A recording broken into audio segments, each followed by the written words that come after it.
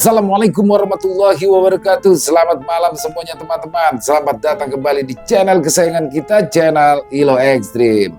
Dimanapun teman-teman berada, semoga teman-teman selalu dalam keadaan sehat walafiat tanpa kekurangan satu apapun. Amin amin ya robbal alamin.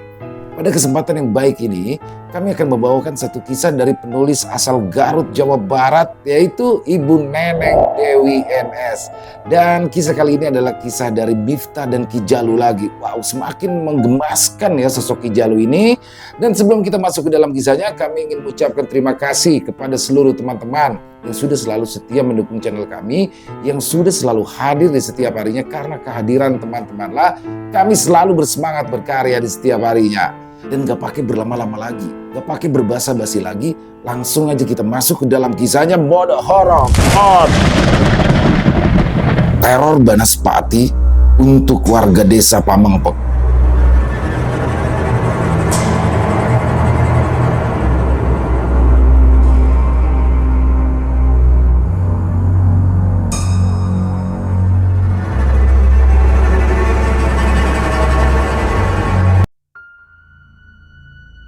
Garut Selatan, sekitaran tahun 2000.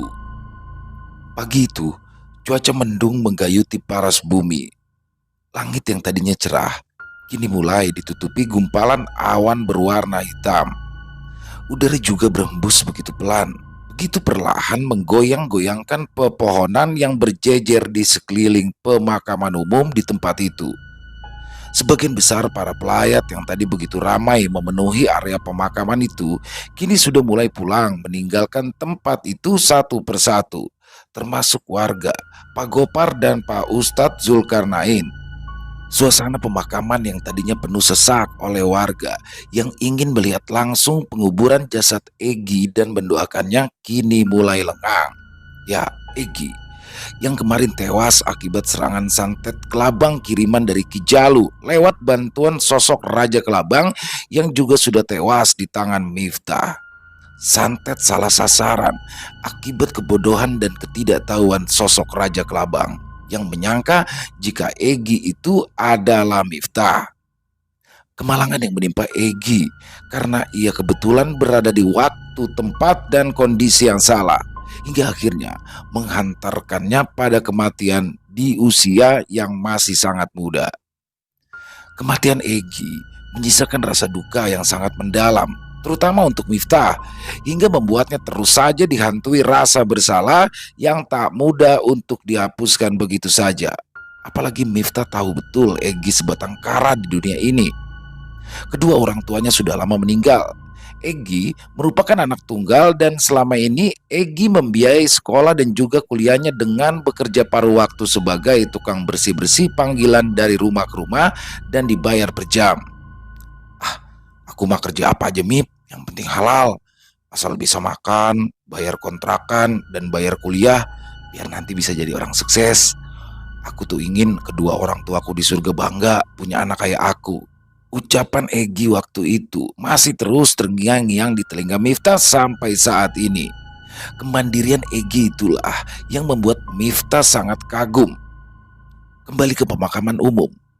Kini suasananya semakin lengang, padahal hari masih siang, tapi langit yang mendung sama sekali belum juga menurunkan hujan.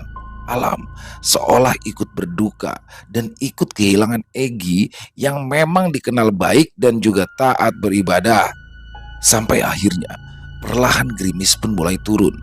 Kaki-kaki hujan pun mulai turun berkejaran membasahi bumi. Akan tetapi meskipun hujan mulai turun, seorang pemuda tampan dengan wajah oriental terlihat masih belum beranjak dari tempat peristirahatan terakhir Egy, sang sahabat sejatinya.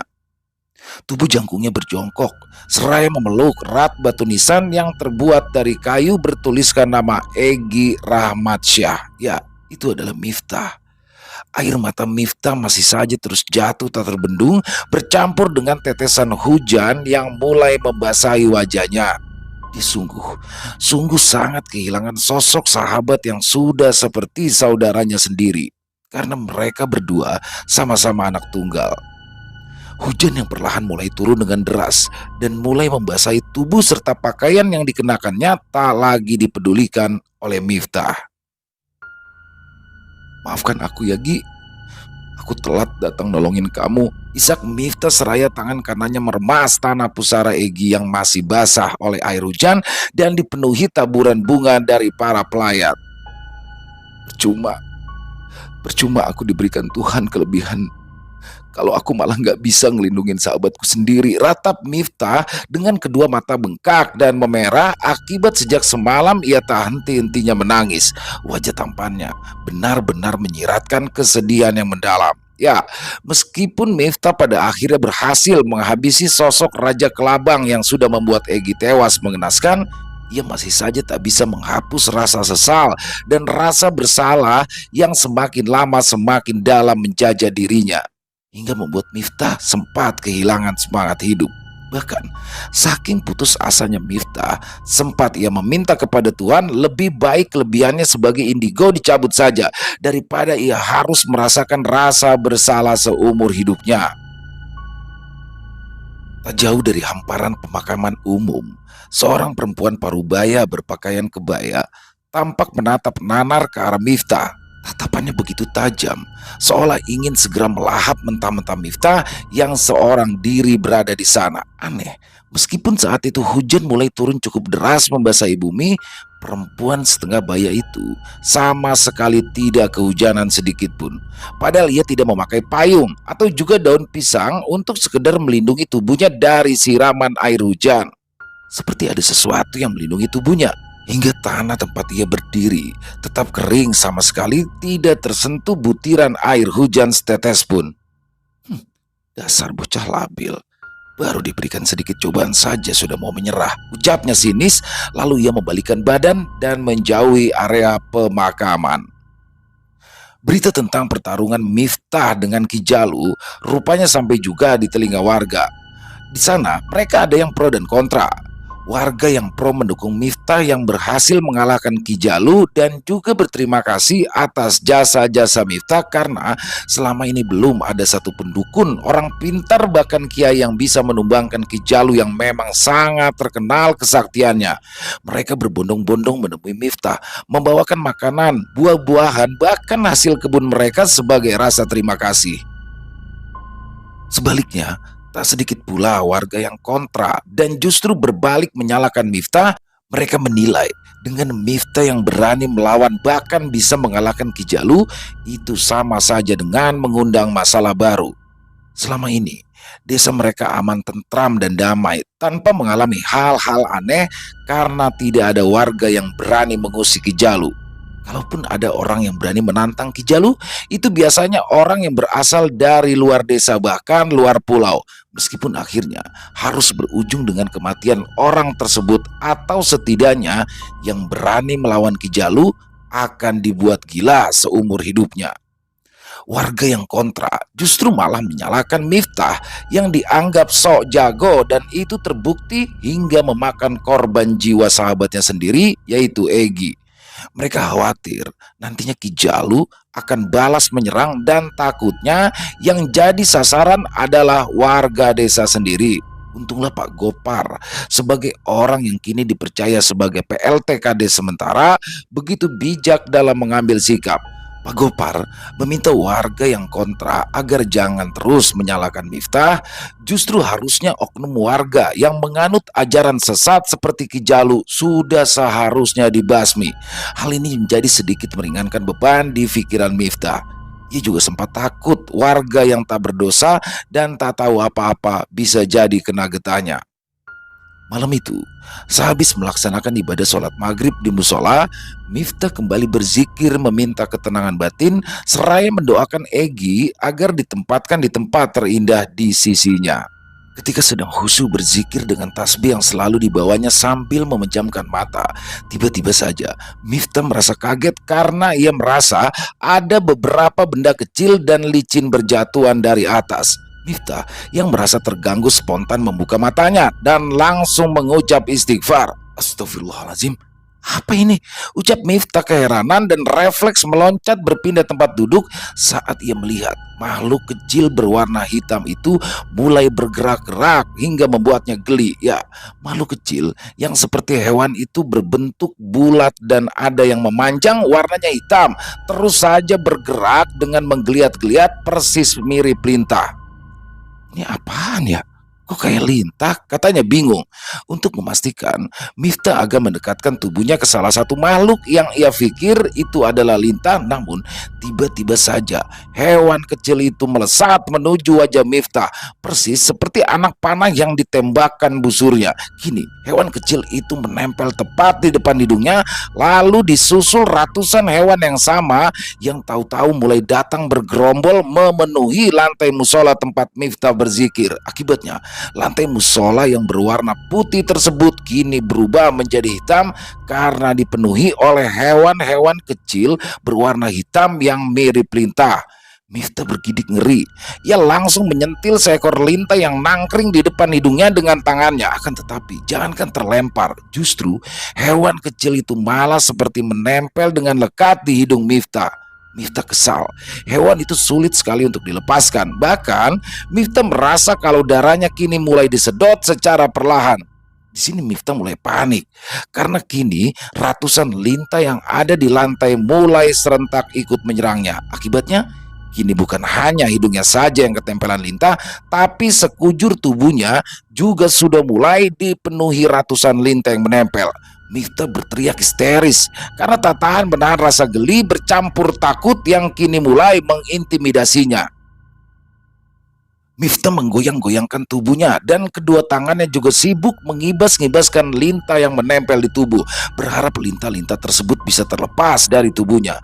Miftah juga mulai merasa kesakitan karena sebagian lintah-lintah tersebut mulai menyedot darah dari kulitnya. Tapi yang terjadi malah hal yang sama sekali di luar perkiraan Miftah. Jangankan berhasil melepaskan lintah-lintah tersebut, akan tetapi justru lintah-lintah yang tadi awalnya berukuran kecil kini mulai banyak yang berubah menjadi besar ukuran tubuhnya setelah berhasil menghisap dan menyedot darah dari permukaan kulit Miftah.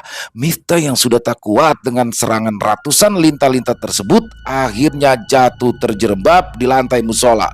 Rasa takut kembali menyerangnya ketika tiba-tiba saja muncul seorang wanita parubaya yang mengenakan kebaya, tahu-tahu membuka mulutnya lebar-lebar, lalu keluarlah ratusan lintah kecil dari dalam mulutnya itu dalam kondisi masih hidup dan bergerak-gerak seperti hendak berhamburan keluar, membuat Miftah langsung istighfar.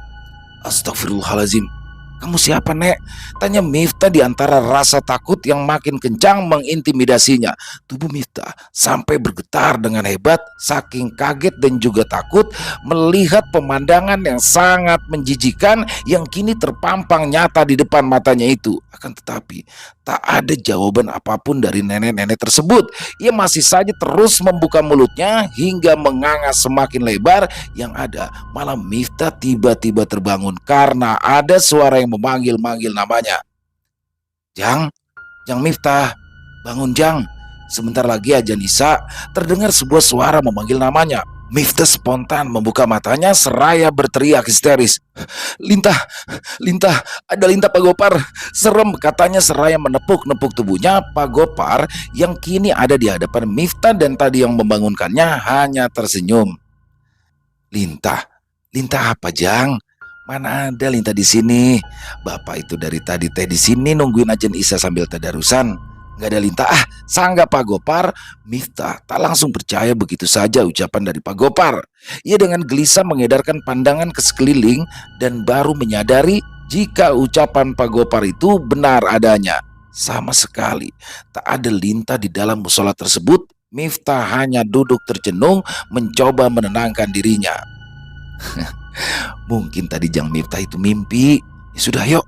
Sebentar lagi sholat Isya jamaahnya akan dimulai. Ajak Pak Gopar seraya berjalan pelan meninggalkan Miftah yang masih terbengong-bengong di tempatnya.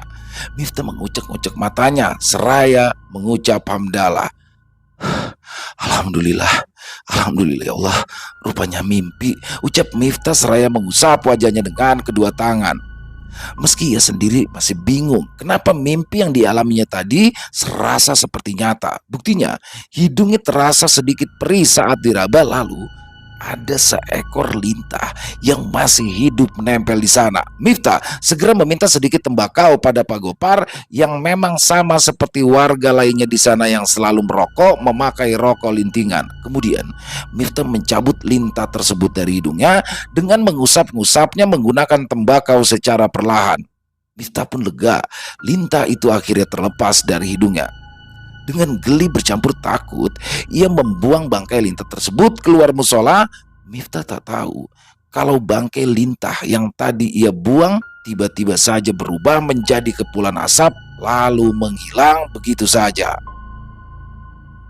Sementara itu di rumahnya, Ki Jalu masih terbaring lemah dalam perawatan Bu Jamila istrinya. Tangan kanannya yang sempat putus saat bertarung dengan Miftah tempo hari, tahu-tahu sudah tersambung kembali berkat ramuan minyak bintang. Ya, ramuan langka yang didapat Ki Jalu saat dulu ia pernah berkelana ke daerah Kalimantan. Meskipun kondisinya masih parah, tapi hawa nafsu dan juga kesombongannya mengalahkan rasa sakit yang ia derita. Muk berukuran besar yang seperti biasa berisikan darah ayam cemani yang baru disembelih sang istri sudah habis diminum Ki Jalu sampai tandas untuk mempercepat pemulihan luka dalam yang dialaminya. Tapi rasa sakit di kepalanya, efek terkena cambukan sabuk keramat Miftah masih belum juga hilang. Dalam hatinya, Ki Jalu merutuk, kenapa sulit sekali bagi dia untuk menumbangkan Miftah. Aing yakin ada sesuatu yang dimiliki bocah ingusan itu. Makanya banyak sekali jin berilmu tinggi yang ingin membantunya. Tapi Aing tidak akan pernah menyerah sebelum bocah ingusan itu mati di tangan Aing. Tekad Ki Jalu seraya mengepalkan tangannya penuh dendam. Tak berapa lama kemudian, Ki Jalu seperti baru ingat akan sesuatu. Sepertinya Aing harus merubah strategi agar bisa mengalahkan bocah bau kencur itu dengan mudah, ucapnya seraya berusaha bangun, tapi Ki Jalu masih kesulitan untuk bangun. Punggungnya masih terasa nyeri bekas terbanting ke tanah, belum lagi kepalanya yang masih dibalut oleh ramuan khusus dari aneka dedaunan yang ditumbuk. Karena masih merasa nyut-nyutan, akhirnya setelah bersusah payah, Ki Jalu berhasil menyandarkan punggungnya ke dinding kamar. Sepertinya ia memang masih belum kuat untuk berdiri. Ambu, Ambu, panggil Ki Jalu pada sang istri. Tak lama kemudian, Bu Jamila pun segera datang dengan tergopoh-gopoh. Ada apa, Abah? Abah perlu sesuatu, tanya Bu Jamila yang langsung duduk di samping Ki Jalu seraya memijit-mijit kaki kurusnya. Tolong ambilkan apel jin sama kemenyan yang ada di dalam lemari, ucap Ki Jalu seraya menunjuk ke arah lemari yang ada di depan mereka berdua dengan ujung telunjuk tangan kanannya. Baik Abah, sahut Bu Jamila seraya berjalan menuju ke sebuah lemari kayu yang berukuran setinggi tubuh manusia dewasa, yang mana dijadikan sebagai tempat penyimpanan beberapa barang untuk keperluan ritual. Juga beberapa benda pusaka yang tak bisa diletakkan di kamar ritual. Konon ada beberapa benda pusaka yang memang tak suka bila diletakkan bersamaan dengan barang-barang pusaka lainnya. Kalau itu dilanggar, maka nantinya para penunggu barang-barang pusaka itu akan saling bentrok, bahkan bisa saling beradu ilmu kanuragan. Seperti yang pernah terjadi pada penghuni Kujang Mas, yaitu Kisura dengan penghuni Cundrik. Mereka sempat bentrok, dan karena bentrokan energi, ketika hal itu sampai terjadi nanti, Ki Jalulah yang akan repot juga karena ia harus ikut serta masuk dalam pertarungan tersebut meski dengan niat untuk mendamaikan. Setelah mendapatkan barang yang dibutuhkan, Ki Jalu pun lalu memberikan isyarat agar sang istri segera meninggalkan kamar. Biasanya setiap ia akan mengadakan ritual, Ki Jalu lebih suka mengadakannya di kamar ritual. Tapi karena kali ini kondisi fisiknya masih belum stabil, Ki Jalu tak berani mengadakan ritual di kamar ritual yang biasa ia gunakan. Soalnya ketika nanti terjadi benturan energi dengan para penghuni kamar ritual, dia tak akan sanggup mengatasinya kalau dalam kondisi fisik yang lemah, dan Ki Jalu tak mau mengambil resiko itu. Setelah sang istri meninggalkan kamar, Ki Jalu pun langsung membakar kemenyan seraya duduk bersila, seraya berkomat kamit membaca mantra. Ki Jalu hendak memanggil sosok Banaspati yang suka ia jadikan mata-mata agar melakukan pengawasan pada warga. Rupanya, diam-diam Ki Jalu ingin tahu gerak-gerik warga yang sudah pasti ramai membicarakan perihal kematian tragis Pak Jaya dan Pak Usep tempo hari, juga ingin merubah taktik perangnya melawan Miftah dengan jalan menyerang warga desa. Mari kita lihat, apakah habis ini maneh masih bisa sombong di hadapan aing bocah bau kencur, kata Ki Jalu seraya tersenyum penuh arti. Sementara itu, Pak Gopar, sekretaris desa yang sementara menggantikan kepala desa Pak Jaya yang belum lama tewas, sedang berkumpul di balai desa. Malam itu, Pak Gopar bersama warga membahas fenomena kematian mendadak dua tokoh masyarakat daerah Pamengpek, yaitu Pak Jaya dan Pak Usep, yang meninggal dunia dengan cara yang tidak wajar. Saya sempat mendengarkan pendapat warga. Sebagian besar mereka yakin kalau mendiang Pak Jaya dan Pak Usep itu ada yang mengirimkan santet, kata Pak Gopar, seraya mengedarkan pandangan ke kumpulan warga yang berkumpul di balai desa malam itu. Tiba-tiba, salah seorang warga mengacungkan tangannya dan meminta izin untuk diperkenankan berbicara. Lalu Pak Gopar pun memberikan isyarat dengan tangannya tanda ia mengizinkan.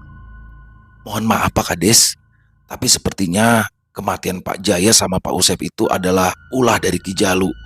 Kan kita semua mah tahu, cuma Ki Jalu yang memiliki kemampuan menyantet sedahsyat itu, kata warga tersebut sambil sedikit merendahkan nada suaranya. Ketika ia menyebutkan nama Ki Jalu, sepertinya dia sama dengan warga lainnya yang sangat takut pada sosok Ki Jalu. Pak Gopar manggut-manggut mendengarkan dengan seksama apa yang disampaikan warga tersebut. Ya, ya, saya juga tahu bapak-bapak, ibu-ibu. Nah, kita semua di sini untuk menyimpulkan hal yang sama. Nah, makanya saya malam ini mengumpulkan bapak dan ibu di sini justru untuk mencari solusi. Apa yang harusnya kita lakukan untuk mencegah musibah yang sudah menimpa Pak Jaya, Pak Usep, dan juga Jang Egi, agar itu semua jangan terulang kembali, tandas Pak Gopar.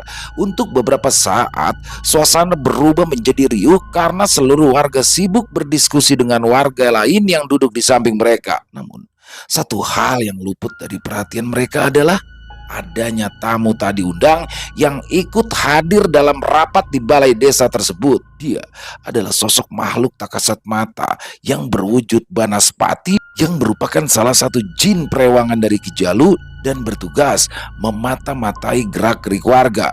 Sosok Banaspati tersebut bertengger di atas pohon mangga yang cukup rimbun dan terletak tepat di depan balai desa. Tiba-tiba saja, salah seorang warga yang mau keluar untuk membeli rokok ke warung kaget saat ia mendongak ke arah atas tanpa sengaja melihat ada benda seperti bola api bertengger di atas pohon mangga yang dilaluinya. Warga tersebut langsung lari ketakutan, berlari tunggang langgang masuk kembali ke dalam balai desa. Ada bola api di sana, di atas pohon mangga, teriaknya sambil menunjuk-nunjuk ke arah pohon mangga. Mendengar teriakan dari laki-laki itu, sontak suasana balai desa pun berubah menjadi riuh. Sebagian besar warga yang berada di sana pun langsung lari berhamburan. Ada yang lari keluar lewat pintu depan, ada juga yang keluar lewat pintu samping. Susah payah Pak Gopar dan para perangkat desa mencoba menenangkan mereka, tapi hasilnya sia-sia. Mereka sudah terlanjur ketakutan karena tahu kalau Banaspati bukanlah jin sembarangan. Kehadirannya pasti akan membawa malapetaka berupa santet yang bisa saja merenggut nyawa mereka. Dan benar saja, tiba-tiba Banaspati tersebut melayang masuk ke dalam balai desa. Hal ini tentu saja semakin menambah kepanikan warga yang masih memilih bertahan di dalam balai desa. Banaspati yang berbentuk bola api tersebut bahkan sempat melayang ke arah beberapa orang warga hingga mereka berteriak kepanasan. Pak Gopar yang tadinya meminta warga tenang kini merasa ikut khawatir akan keselamatan warganya. Miftah yang sedang berada di dalam kamarnya mengerjakan tugas KKN dengan laptop di depannya tanpa sengaja mendengar suara riuh warga yang berlarian dari arah balai desa. Ada apaan sih? Kok ribut banget di luar rumah, katanya dengan ekspresi cuek. Pada awalnya, Miftah tidak mau mempedulikan suara keriuhan tersebut karena ingin segera menyelesaikan tugas KKN yang sedang dibuatnya. Akan tetapi, ia mulai terganggu karena kini suara riuh warga itu bercampur dengan suara jerit ketakutan. Miftah yang makin merasa terganggu atas keributan yang terdengar di luar rumah, akhirnya penasaran untuk mengetahui apa yang sebenarnya terjadi. Ia segera mematikan laptopnya, lalu mengintip dari celah jendela. Mata Miftah langsung terbeliak kaget kala ia melihat ada beberapa orang warga yang berlarian tak tentu arah keluar dari balai desa dengan kondisi dikejar-kejar oleh sosok bola api. Astagfirullah, itu kan Banaspati, teriak Miftah beristighfar. Kemudian ia menutup mulutnya dengan sebelah tangan. Tanpa ragu, Miftah pun segera bergegas keluar. Ia khawatir akan keselamatan warga kalau sampai terkena sambaran api dari sosok Banaspati yang dikenal sangat ganas dan bisa membunuh itu. Sepasang kakek nenek yang sudah renta ikut berlari hingga mereka pun terjatuh tersandung batu karena tak memperhatikan jalan akibat ketakutan dikejar sosok Banaspati. Sedangkan sosok Banaspati yang mengejar mereka dari belakang terlihat begitu beringas melontarkan percikan-percikan api dari tubuhnya. Saat itu Miftah muncul berdiri dengan kedua pasangan lansia tersebut dan spontan menolong mereka. Kakek, nenek, gak apa-apa, tanya Miftah seraya membantu mereka berdua berdiri secara bergantian, lalu menyuruh mereka berdua duduk di teras. Setelah memastikan kondisi keduanya aman, Miftah mendelik ke arah sosok Banaspati yang ikut berhenti mengejar kedua pasangan lansia tersebut. Makhluk jelek, ngapain kamu ngejar-ngejar warga yang gak berdosa? Siapa yang udah nyuruh kamu? Ucap Miftah seraya berkacak pinggang. Ya, sejak kematian Egy sahabatnya, kini Miftah sudah mulai bisa mengatasi rasa takutnya dalam menghadapi makhluk-makhluk tak kasat mata. Apalagi bila makhluk tak kasat mata itu sampai mengganggu dan menyakiti warga yang tidak bersalah dan tidak tahu apa-apa. Akan tetapi, sosok Banaspati tersebut tidak menjawab pertanyaan Miftah, malah menyeringai lalu berbalik melontarkan Miftah dengan percikan-percikan api yang keluar dari tubuhnya.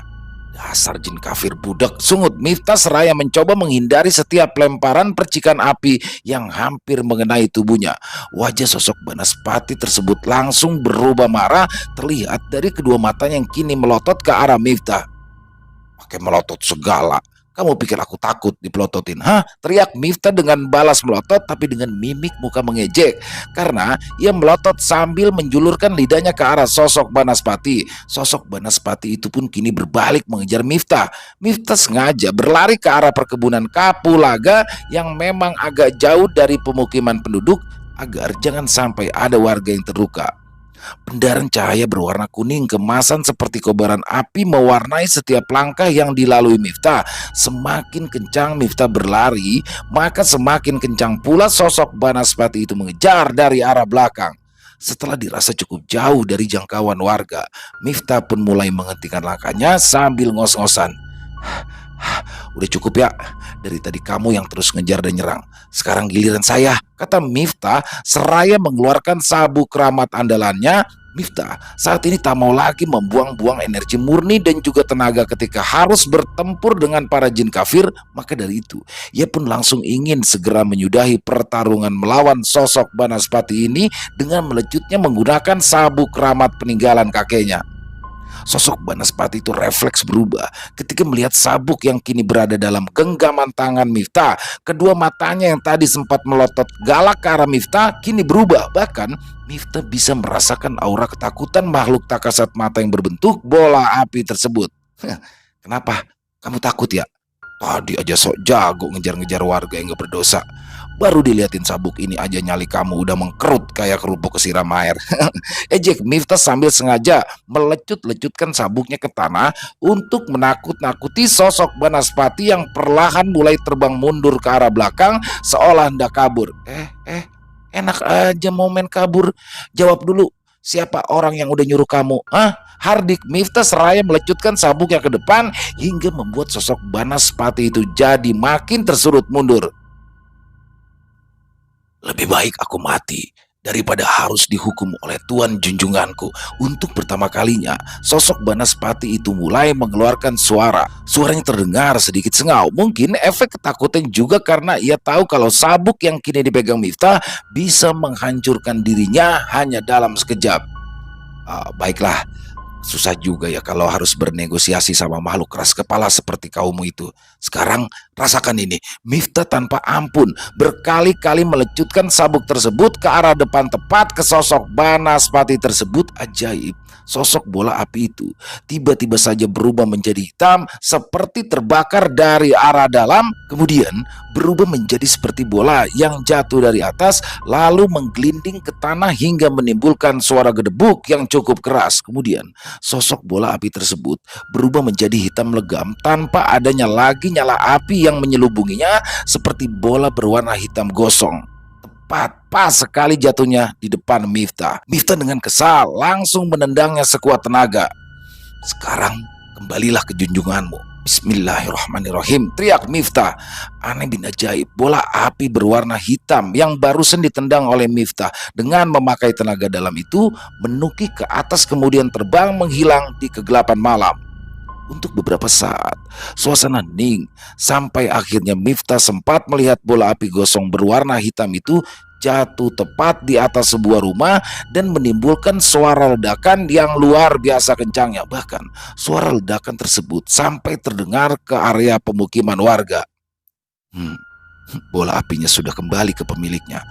Aku ingin tahu siapa pemiliknya, gumam Miftah yang hendak melangkahkan kakinya menuju ke rumah yang tadi sudah terdengar terkena ledakan bola api yang barusan ditendangnya. Akan tetapi, baru saja kedua kakinya hendak melangkah menuju rumah yang dimaksud, tiba-tiba saja sosok Raden Jayaraga muncul dan mencegahnya. Saya sarankan, sebaiknya Aden urungkan dulu niat untuk pergi ke rumah itu, kata Raden Jayaraga seperti biasa dengan suara bariton yang begitu berwibawa. Miftah langsung menghentikan langkahnya, kemudian melirik dengan pandangan penuh tanda tanya ke arah Raden Jayaraga. Memangnya kenapa, Raden? Tanya Miftah. Tidak semua pertanyaan butuh untuk dijawab. Untuk saat ini, saya sarankan agar Den Miftah untuk fokus membantu saja warga yang tadi terkena percikan api dari sosok Banaspati yang mengejar mereka, jawab Raden Jayaraga lugas. Miftah pun hanya bisa manggut-manggut. Raden Jayaraga melanjutkan ucapannya. Sesuai dengan Aden, sebagai mahasiswa KKN di desa ini, justru harus banyak menunjukkan pengabdian pada para warga di sini. Tandas Raden Jayaraga lagi. Miftah kembali manggut-manggut. Ya, betul Raden. Betul yang seperti Raden bilang barusan. Maafkan saya, tadi saya terlalu nafsu mengejar sosok Banaspati yang sudah saya lumpuhkan tadi. Karena saya tahu dia itu pasti makhluk suruhan dari Ki Jalu, dan saya ingin sekali segera menghabisinya, kata Miftah jujur dengan kepala sedikit menunduk. Raden Jayaraga yang tahu kalau Miftah masih merasakan sakit akibat kehilangan sahabatnya mulai memegang bahu Miftah. Jangan pernah memelihara dendam, Den. Itu tidak baik. Rasa dendam yang berlebihan justru hanya akan menghancurkan kita. Percayakan saja sama Allah, nanti juga akan ada jalan untuk menghabisi Ki Jalu, apalagi dia kini masih terluka cukup dalam. Biarlah dia sembuh dulu agar nanti pertarungan kalian imbang, saran Raden Jayaraga. Dan Den Miftah juga harus tetap waspada, karena akan ada yang datang untuk membalaskan dendam, kata Raden Jayaraga mencoba memberikan peringatan kepada Miftah. Siapa Raden? Tanya Miftah penasaran. Nanti juga Den Miftah akan tahu sendiri, jawab Raden Jayaraga sambil tersenyum tipis. Lalu tiba-tiba sosoknya berubah menjadi kabut tipis sebelum akhirnya menghilang di balik gelapnya malam. Sementara itu, Ki Jalu yang sedang menikmati ari-ari bayi yang baru lahir yang berhasil dicuri oleh sosok kuntilanak merah suruhannya. Ari-ari bayi yang baru lahir tersebut didapat si kuntilanak merah dari desa tetangga. Kebetulan di sana baru saja ada yang melahirkan bayi. Sedang asik menikmati ari-ari baik yang masih berlumuran darah itu, tiba-tiba saja Ki Jalu dikejutkan oleh bunyi gedebuk seperti sebuah benda yang dijatuhkan dari atas ke bawah, dan benda tersebut kini jatuh tepat di hadapannya. Sebuah benda bulat berwarna hitam seperti bola yang berbau gosong kini menggelinding di depannya. Ki Jalu kaget. Ia langsung menghentikan kunyahannya. Bangsat rupanya. Ini jasad Banaspati, salah satu mata-mata kepercayaan Aing. Siapa orang yang sudah berani menghabisi dan mengirimkannya kembali ke sini? Kurang ajar. Semua sumpah serapah dikeluarkan Ki Jalu karena ia masih tak terima anak buahnya kembali tewas secara mengenaskan. Ki Jalu kemudian menyipitkan kedua matanya, seraya menatap lekat-lekat pada luka gosong yang ada di bagian kepala jasad Banaspati. Ia terlihat kaget dan seperti mengenali bekas luka lecutan yang terlihat tergurat di sana. Tidak salah lagi. Ini pasti kelakuan si bocah bau kencur yang so jagoan itu. Awas Manejang, jangan besar kepala dulu. Sudah 2 kali membuat Aing hampir sekarat. Aing, si Jalu, punya 7 nyawa cadangan. Jadi tidak akan segampang itu mati. Terdengar Ki Jalu tertawa tergelak. Lalu ia pun melanjutkan ritual memakan ari-ari bayi yang tadi sempat tertunda itu. Ki Jalu diperintahkan oleh sosok junjungan yang berupa setengah manusia dan setengah kerbau bernama Turangga agar memakan ari-ari bayi mentah-mentah untuk bisa mempercepat penyembuhan luka dalam yang kembali dideritanya. Konon, dengan memakan ari-ari bayi mentah ini jauh lebih manjur daripada meminum darah ayam cemani. Sebelumnya, Turanggala yang rupanya sudah menyelamatkan Ki Jalu saat ia terluka parah untuk kedua kalinya kalah melawan Miftah. Kau harus memakan mentah-mentah dan habiskan, jangan sampai ada yang tersisa ari-ari bayi itu, Jalu. Dan ini adalah kesempatan terakhirmu untuk bertarung dengan remaja indigo itu. Jangan membuatku malu, Jalu, atau kau akan kujadikan tumbal berikutnya di kerajaanku, ucap Turangga tegas. Kedua matanya yang berwarna merah menyala dan sepasang tanduk besar yang kokoh sungguh membuat nyali Ki Jalu menjadi ciut. Ki Jalu hanya bisa menundukkan wajahnya dalam-dalam di hadapan Raja Jin junjungannya itu. Ya, Turanggalah yang banyak memberinya kesaktian selama ini. Dia juga yang membantu menyelamatkannya ketika Ki Jalu terluka parah agar jangan sampai dihabisi musuhnya. Akan tetapi, tentu saja semua itu tidak didapat secara gratis oleh Ki Jalu karena Turangga tetap meminta imbalan berupa tumbal, yaitu seorang bayi yang masih berada di dalam kandungan Bu Jamilah. Itulah sebabnya selama 10 tahun menjadi istri kedua Ki Jalu, Bu Jamilah sudah 10 kali pula mengalami kejadian ganjil setiap kali hamil. Ya, setiap kali usia kehamilannya menginjak usia 4 bulan, pastilah bayi dalam kandungannya itu akan menghilang begitu saja. Raib. Kemudian perut Bu Jamilah juga akan menjadi kempes seperti biasa, seperti wanita yang tidak sedang hamil. Biasanya, malam sebelum kandungan itu raib, Bu Jamila akan mengalami dulu sebuah mimpi buruk di mana dia bermimpi didatangi oleh sosok manusia berkepala kerbau yang tiba-tiba memijit-mijit bagian perutnya. Bahkan, Bu Jamila merasakan juga kalau tangan sosok itu juga seperti menarik secara paksa sebuah benda yang ada di dalam perutnya. Rasa sakit tak tertahankan pun dirasakan oleh Bu Jamila meskipun semua itu hanya di dalam mimpi hingga dia mengalami pendarahan. Anehnya, darah yang keluar dari bagian tubuhnya itu malah ikut dijilati oleh sosok mengerikan tersebut hingga tandas tak bersisa setetes pun. Namun sesudahnya, ketika bangun dari tidur, Bu Jamila tetap akan merasakan rasa sakit yang luar biasa di bagian perutnya yang rasanya seperti habis operasi sesar, tapi aneh, tak ada bekas jahitan ataupun luka apapun di bagian perutnya. Meskipun bayi dalam kandungannya itu raib, akan tetapi Bu Jamilah yang memang berada dalam pengaruh pelet bunga kantil dari Ki Jalu sama sekali tak berani protes, apalagi membantah, meskipun setiap tahunnya ia harus kehilangan calon bayi yang ada di dalam kandungannya. Ki Jalu yang sudah dibutakan ambisi untuk menjadi orang yang paling hebat, orang yang paling sakti, dan orang yang paling tinggi level ilmu kanuragannya, rela tak memiliki keturunan seumur hidup karena setiap kali bayi yang dikandung Bu Jamilah akan menjadi tumbal sebagai penukar seluruh kesaktian yang kini didapatkan Ki Jalu dari Turangga.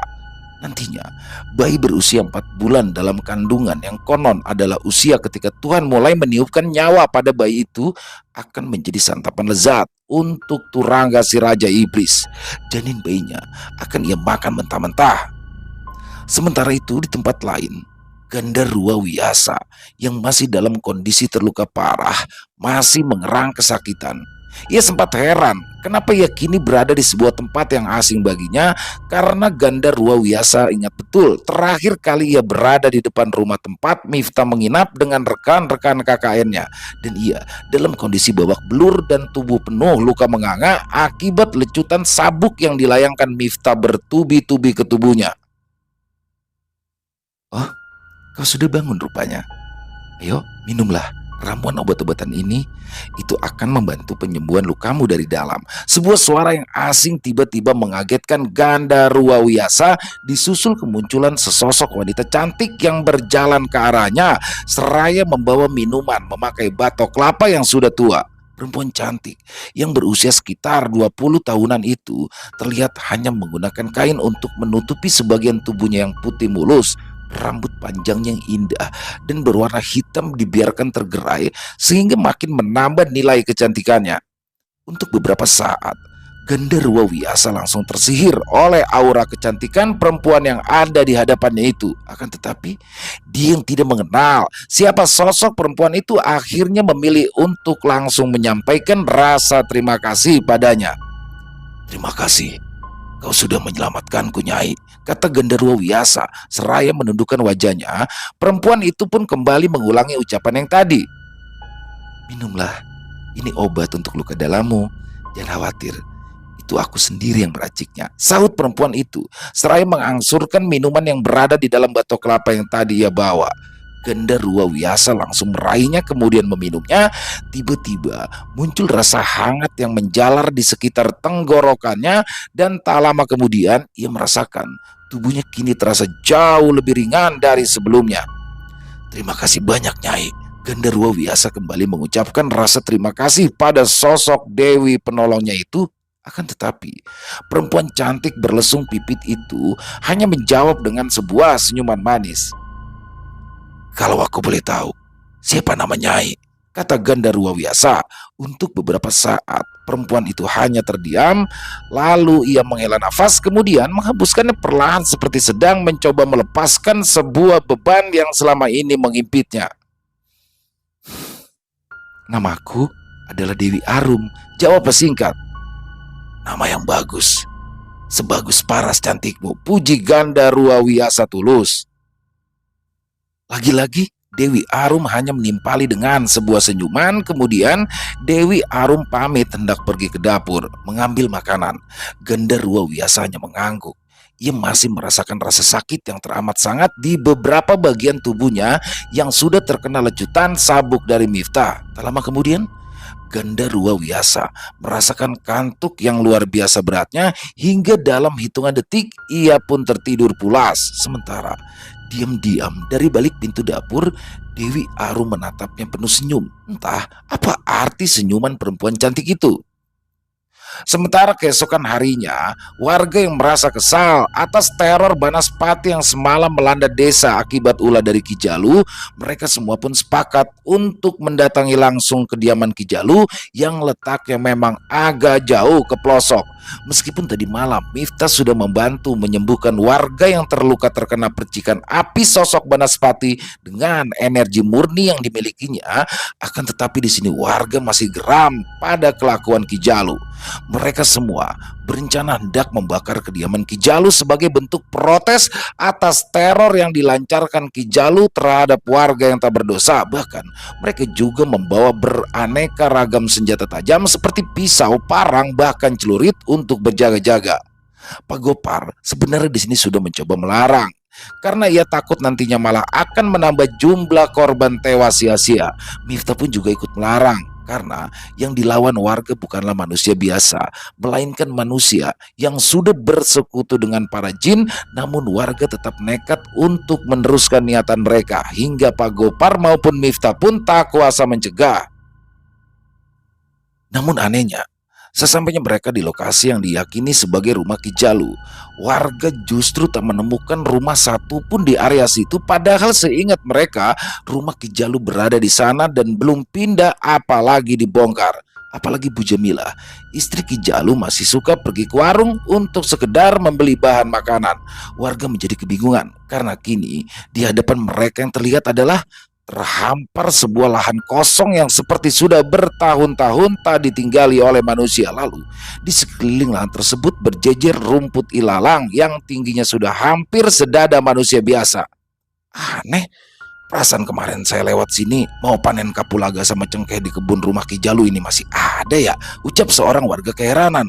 Iya bener, saya juga tadi pagi mah sempet lewat jalan sini mau cari kayu bakar. Bukan rumahnya aja yang masih ada, Bu Jamila juga saya lihat lagi nyapu halaman, saut warga lainnya yang kebingungan. Akhirnya karena mereka sudah merasa lelah dan hanya seperti berputar-putar saja di tempat itu, mereka semua memutuskan untuk bubar. Mereka tak tahu kalau sebenarnya rumah Ki Jalu itu masih berada di sana, hanya saja ia sengaja menyembunyikan rumahnya dengan bantuan para jin perewangannya. Mereka pun menutupi mata para warga secara goib, jadi para warga dibuat tak bisa melihat keberadaan rumah Ki Jalu.